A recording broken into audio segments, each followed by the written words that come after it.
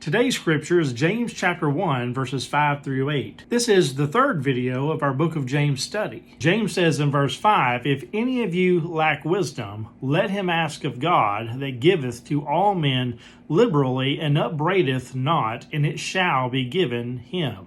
But let him ask in faith, nothing wavering. For he that wavereth is like a wave of the sea, driven with the wind and tossed. For let not that man think that he shall receive anything of the Lord. A double-minded man is unstable in all his ways." This particular topic is a real point of contention for a lot of people of how we go about asking God for things. First of all, James is pointing out in verse 5 that if you lack wisdom, we need to first seek our wisdom from God. And if we do seek our wisdom from God, He will give to everybody liberally or abundantly. But James points out in verse 6, if you do ask, ask in faith, not wavering in your request. And then he describes someone who is wavering as someone who's being tossed and fro like the waves of the sea, driven with the wind and tossed around. And then he says something very profound in verse 7. He says, for those people who ask with that kind of wishy-washy faith, they don't need to expect to receive anything from God. What you'll learn through the book of James is he's really hardcore at putting feet to your faith and living out what you say you believe. And then he summarizes the whole statement here in verse number 8 that says, a double-minded man is unstable in all of his ways. What he's getting to here is if you ask God for things but don't really believe He's going to do it,